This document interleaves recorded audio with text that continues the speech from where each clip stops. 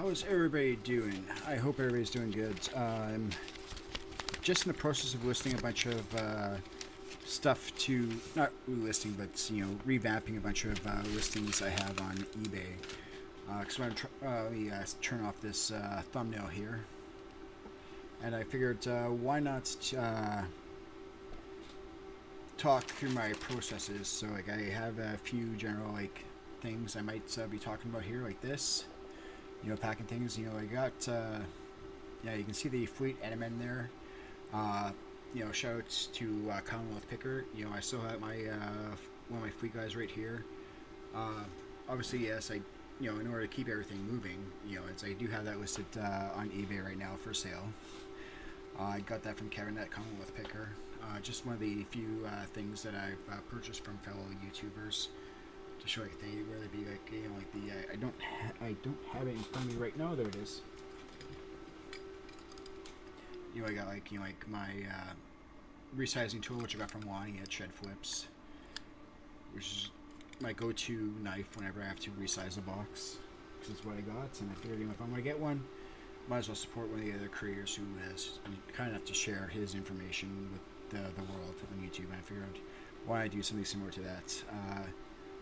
And one of the things I want to talk about is is it worth sending thank you notes in with your orders? Is it worth taking the time to do that? And let me just open up that image on my other screen here. Where did I put that thumbnail? All right, let's just bring it up on my screen so I can actually see it here. Yeah, because it's worth putting a thank you note in with every order. Making packing videos. Why is it? At least in my case, 1 in every 3 or 1 every 4 people leave feedback and the other people don't. And let's get things moving. So the process of this is just to let me just put my element on the side here so I don't knock him over. So I'm just going through a bunch of various video games which I want to add additional pictures to. So in order to do that, I'm going to be using my scanner to do that. And I figured I'd just create a YouTube video where I just talk while I'm doing this. And I got chat open up on the side, so if anybody has a question while I'm rambling on here and talking about things, feel free to ask a question.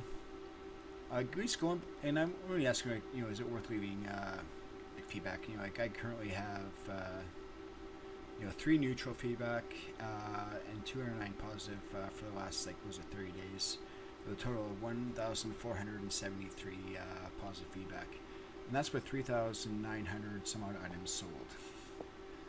So not every single person leaves feedback, and I don't really understand why people don't. If you like the way it was shipped, especially when it's a smaller seller, why not take a moment to leave feedback? Is it worth putting in a thank you note with every order? Personally, I think it is worth it. Let me just here. I literally, what I did was for my thank you notes, just for a cost-saving measure, what I did was I used my Zebra thermal printer to print off 4x6 sheets to throw in with every order. During the holidays, I hand wrote notes on seasonal type cards. Once I ran out of those, I stopped using them, and I just go back to using my thermal printer to print off a mini thank you note. It would just be something similar to this right here. I would just write thank you on the bottom with whatever Sharpie I had in front of me. I just do that in order to speed things up. A lot of people, Kevin over at Commonwealth Picker, Commonwealth Flipper, as well as they have his group podcast, which I listen to occasionally while I'm working on eBay. And then there's Candace and Lonnie over at Shed Flips, which I watch regularly, as well as obviously one is tech tips. I watch those videos on a regular basis. I do have the mouse pad, which literally spans a good portion of my desk. The box for that came in this. Don't ask me why I still kept this box. I figured, you know, it'd be the good box to cut down if I need to, you know, like ship out a poster or something like that. So, you know, if I can reuse a box, why not? And if that person's like, say, like a fan of like LTT, they'd be like, "What the heck? I didn't order something from LTT," and whatever. So yeah, I got a stack of video games, which, you know, I've been getting a lot of requests lately for you know, additional pictures of a lot of games. I think partly due to the fact that I created a database, I guess you will, on price charting with the collection of games I have for sale. And then I can post that to various Facebook groups, because a lot of times they don't allow you to post your links to your store, like say I'll get your eBay page, but they'll allow you to link to, like, say, a list on price charting. And then like on my price charting pages on my collection, I have links in the description for each item to my eBay listing. And from my understanding, that specific link allows me to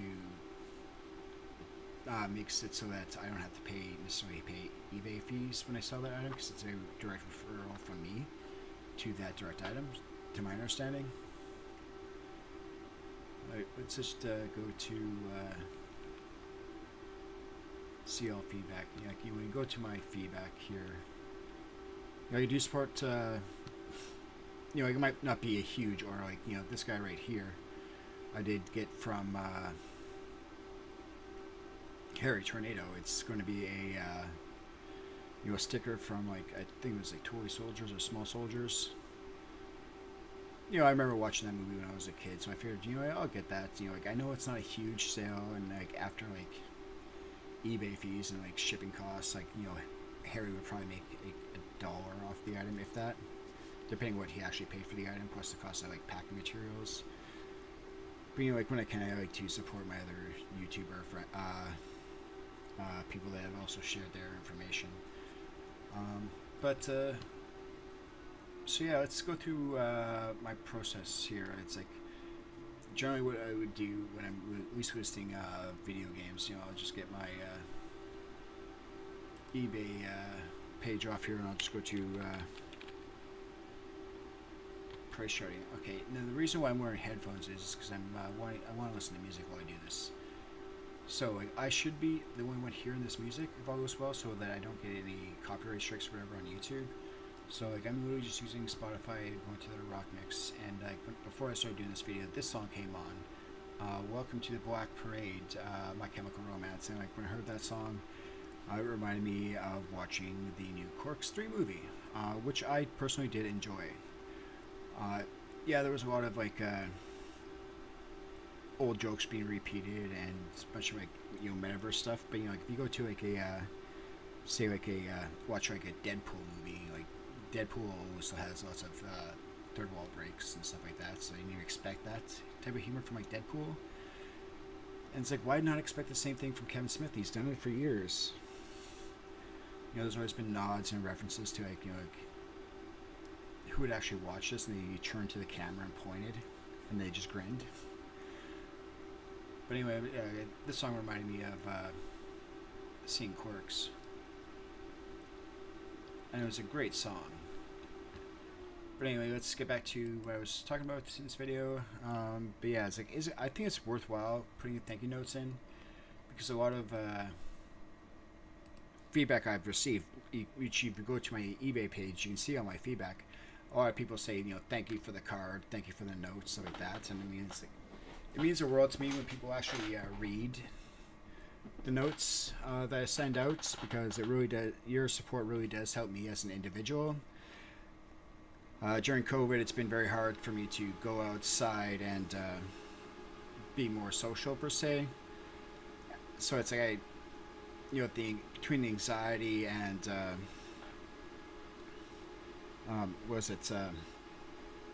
yeah, it's a lot of the anxiety about just going outside during COVID. It's been very hard on me. Even though COVID's almost over now, it's still hard for me to go out and be in public, especially taking transit. But yeah, it's like when I list the video game here. Let me just make sure I got. I'm actually going to turn the volume down so I can actually hear myself. So I was just getting a little too loud. So let me get. When it comes to like you know, getting certain images, a lot of times what I like using is just MS Paint. So let me quickly get MS Paint going here. So where's window capture?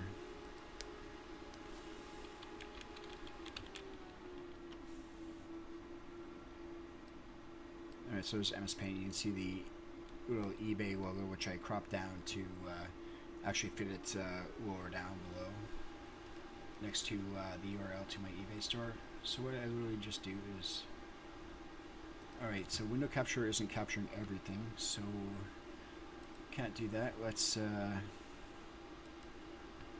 go to, no, that's not what I want. Yes, I want to, no, don't do that. Let's get MS Paint off.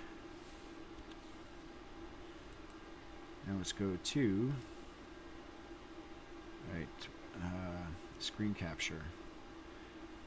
Right, media, display capture. I'll call that 4K for my 4K screen.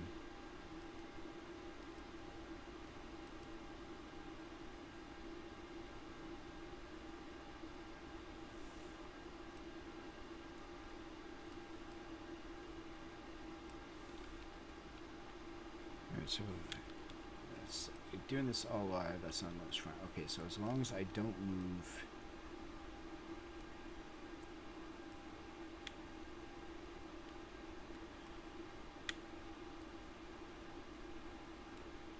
yeah, doing this all live, fun times. Okay, so that should be good for MS Paint here. So what I would do is let me just move my webcam up front here. Let's see here, there's my webcam. Let's make my webcam a little bit smaller here. So as long as I stick within this section of my screen, it should always be in view there. So what we're going to do is we're going to first take the game, whether it be like this Lego Star Wars game for the Xbox One. We just put that on top of my scanner.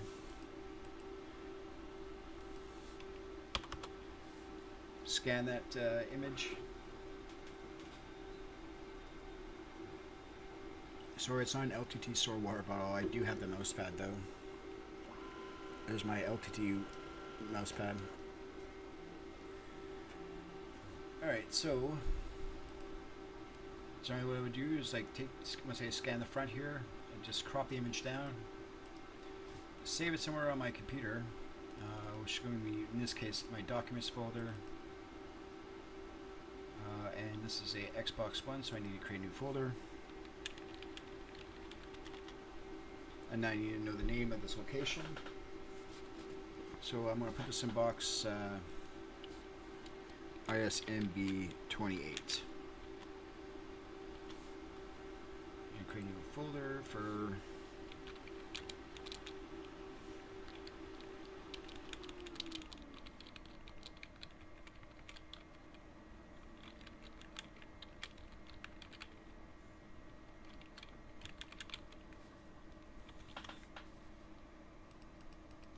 create a folder called front scan.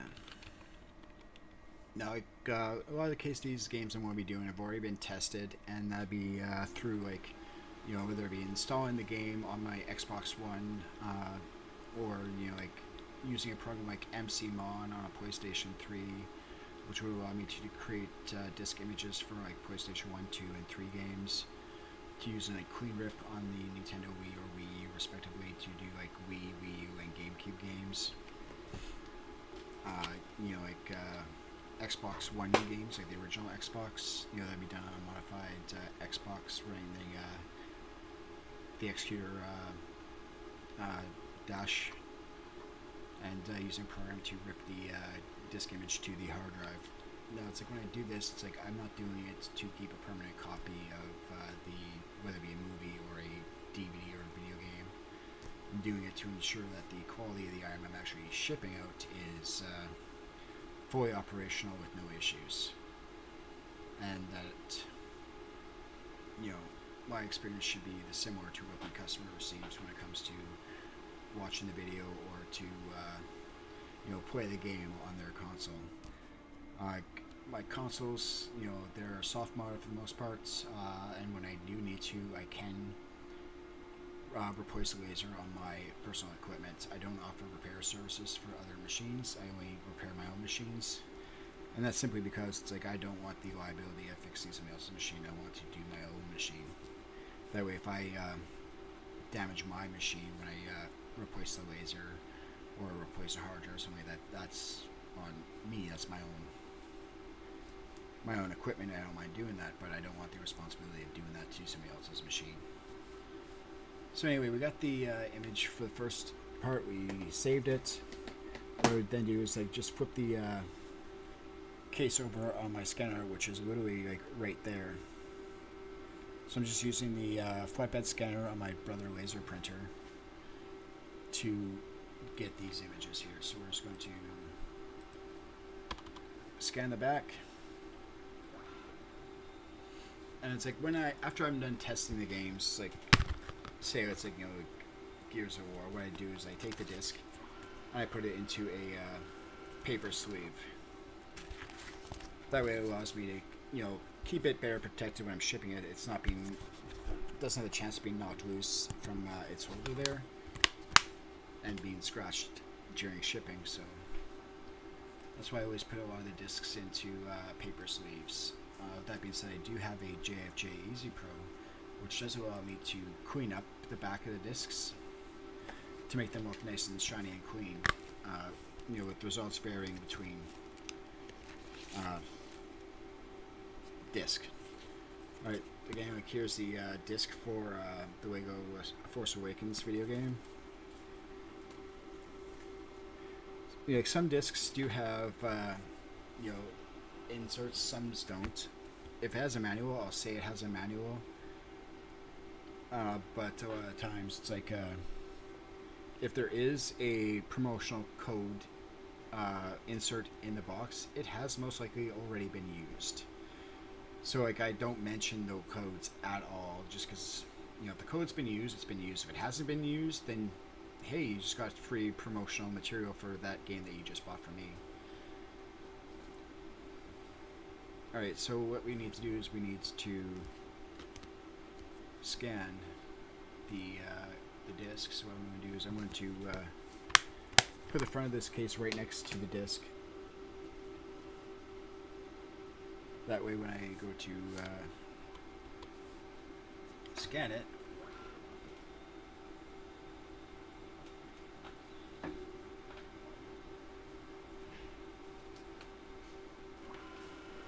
I can have an image of the disc. Alright, let's save that image to backscan. And let's rotate this image right, zoom out, crop it, save as, I'll just call it this one front. And then generally what I do is I would just minimize MS Paint, but in this case I have to do that. You can see the song I'm currently listening to. We're going to go on to price trading, which is generally my next step when it comes to like video games and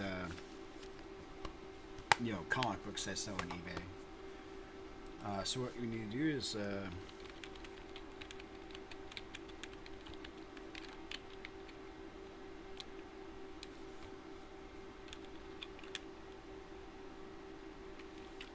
I'm just going to copy that.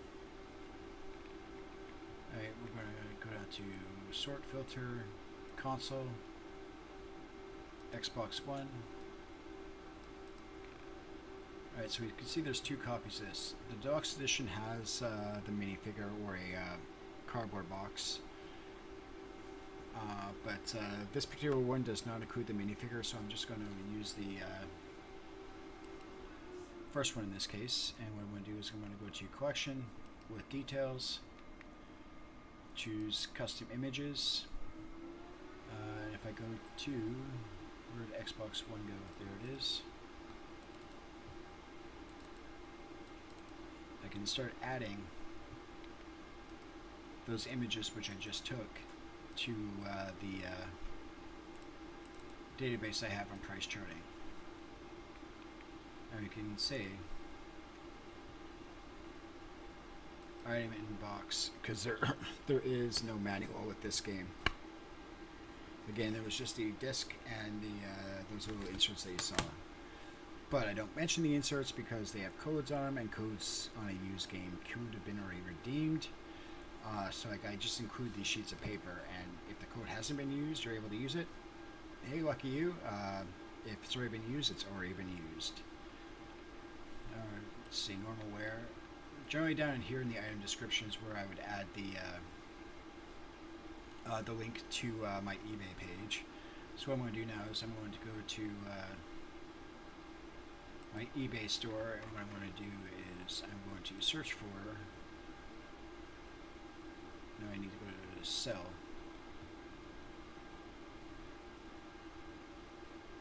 I need to, in my search field here,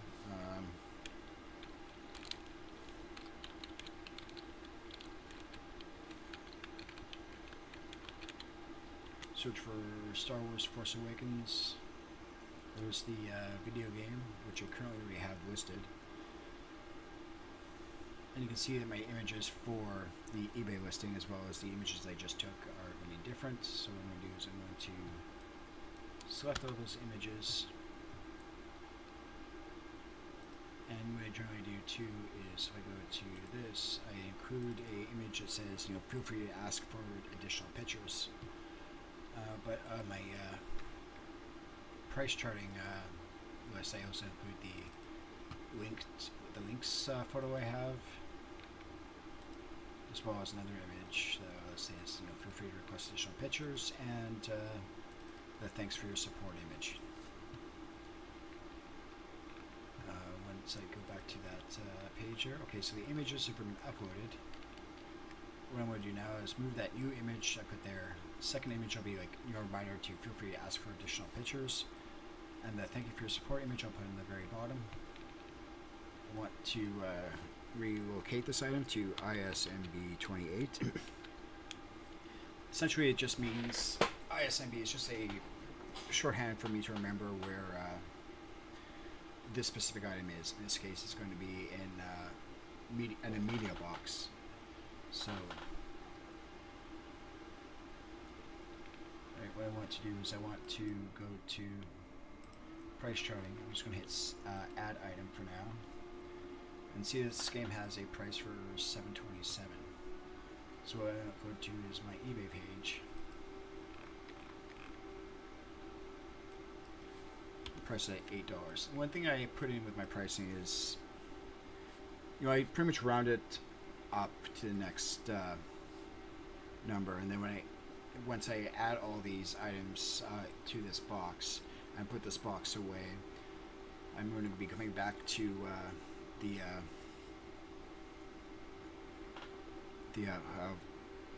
all those listings and bulk edit all of them. Increase the price by $2 to help pay for the cost of shipping, and then mark it all as free shipping. And the reason why I'm doing that is because, you know, it would cost you like X amount of dollars anyway to ship. Why not just put it in the price and just mark it as free shipping? That way it's already added as to the price of the item, so you're still paying for shipping, you're just paying less for shipping. Obviously I want to still be able to offer a tracked shipping service with Canada Post, which would obviously be, I have set to $20. And why I do that is because, you know, say like a video game, it would be an Xbox One or PlayStation 3 or DVD or a Blu-ray. You know, I can put into a ball mailer and then put into a small flat rate box within Canada for like $20. That's why I just charge like $20 generally for most smaller items. Because if I know it'll fit into a a flat mailer box, I would just add that as a option. You can get like one item for free shipping, and each additional item would be only X amount of dollars more, so to speak. And I'm losing track of what I'm trying to actually get in the point of my video. Right. I do personally think it is worthwhile to include thank you notes in with items, just because it's just like one small thing you can do as a seller to let the customer know, at least when you're small, like obviously when you're like say like Costco, Walmart, Amazon, you're dealing with so many orders as it is, that doing like a packing video for each and every single order is not very effective use of your time. But when you're a small like eBay like myself, would it be worth my time to include or to make like packing videos for every single one as like a private stream, and then a private unlisted stream, and then to send a link to that video to the buyer? That I don't know, but I guess I'm going to start finding out, because I'm going to start doing that. But anyway, I want to get a few more items here listed here, so I'm not sure how much rambling I've done, but I'm always looking for more feedback. The way I ship things on eBay, again, like my anxiety causes me a bit of stress when I'm doing like these live videos. I'd rather do like a live video, simply because it's like, I think it's more honest and upfront versus doing a video and then editing it all. Obviously, if I can't do like live streams from my phone at this time, due to data usage and restrictions that my career has. It's just not very effective to be able to expect to be able to do live streams when I'm, say, at a Goodwill or a thrift store or wherever I might be. So like, those videos would have to be like edited on a computer for posting later. But yeah, this has just been like me rambling on for what, almost 30 minutes here, trying to come up with ideas, like just an idea, like just I want to get thoughts out of my head type thing and try to get feedback. But I want to be able to show like how I list